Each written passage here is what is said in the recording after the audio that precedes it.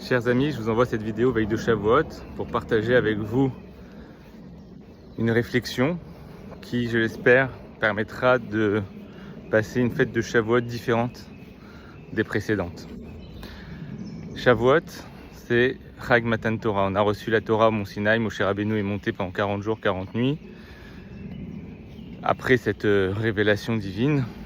Et donc ce 6 Sivan, Hachem prononce les 10 commandements. On en entend les 2 premiers directement de sa bouche. Moshe Rabbeinu nous donne les 8 autres, puisque c'était trop fort pour nous, on n'avait pas le niveau adéquat pour pouvoir écouter tous les 10 commandements directement de la bouche d'Akadosh Baruch Hu. On dit que chaque année, à chaque fête, à chaque moment qui se passe, la lumière spirituelle de cette date redescend sur terre. Ça veut dire que cette 6 Sivan, donc mercredi en France, mercredi, jeudi en France, il y aura cette lumière spirituelle, on aura la capacité de prendre sur nous le joug de la Torah, comme nos ancêtres l'ont fait le jour de Matan Torah. On dit aussi que ce jour-là, Akadosh Baruch Hu, en fonction de la façon dont on a passé notre fête de Shavuot, il nous donnera notre seder d'études pour toute l'année. Si on a étudié beaucoup, si on a fait une belle prière, on étudiera, on aura plus de temps pour étudier, la qualité d'études sera mieux, la compréhension sera meilleure.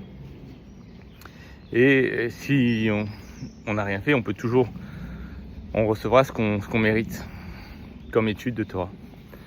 Maintenant, ce qu'il faut savoir, c'est que si on veut vraiment progresser, on n'est pas tous le niveau de Moshe Rabbeinu ou des grands tzadikim des générations passées ou de notre génération. On n'a pas tous eu le mérite de commencer jeune à étudier. Il y en a qui n'ont pas encore eu le mérite de commencer du tout à étudier. Et on se dit, mais c'est une montagne qui est devant nous. David Ameller, dans le Tehillim, il dit « Sauf Maaseh b'Marshava Trila ». Si vous voulez atteindre un objectif, il faut d'abord y penser. Si on n'y pense pas, si on se dit « c'est au-delà de mes forces, j'ai jamais étudié, pourquoi je vais étudier un jour, j'y arriverai jamais, je comprends rien », bah c'est sûr, il n'y a aucune chance d'arriver. Maintenant, si dans votre tête, vous languissez de l'étude de la Torah, vous commencez à penser à l'étude de la Torah, même si vous n'étudiez pas.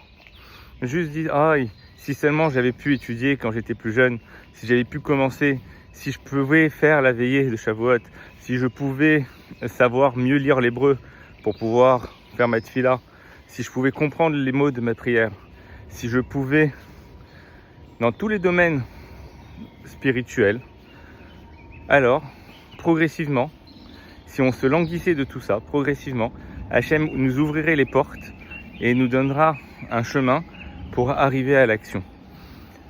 Sauf Maaseh b'Marshava Trila, si on n'y pense pas, on commencera même pas l'action. Même pas on ne la finira pas, on la commencera pas.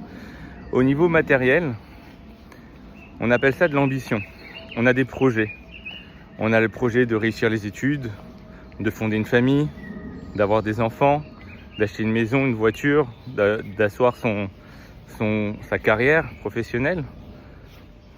Et avec l'aide d'Hachem, quand on a vraiment la volonté, que la volonté est forte en nous, alors on y arrive.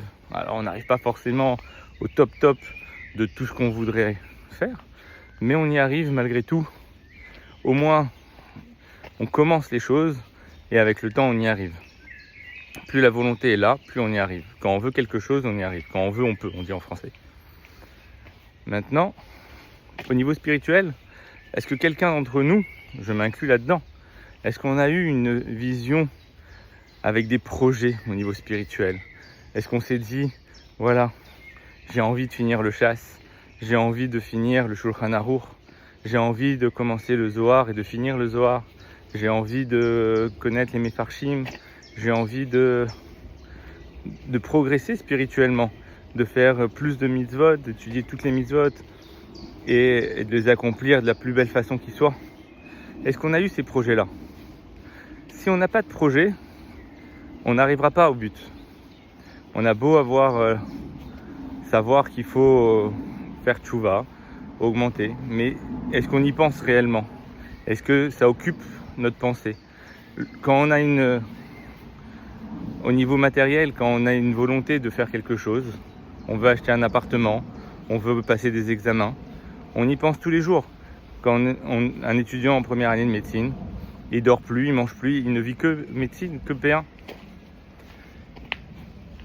Est-ce que nous sommes là, à ce niveau-là, au niveau matériel, au niveau spirituel? Quand on veut faire tchouva, est-ce qu'on y pense vraiment? Est-ce que c'est juste des mots qu'on dit comme ça? Quand le Rambam il nous dit pour faire tchouva, il faut regretter, prendre sur soi de ne pas recommencer, énoncer sa faute. Est-ce qu'on le fait vraiment avec vraiment l'intention, la volonté de faire la tchouva réelle?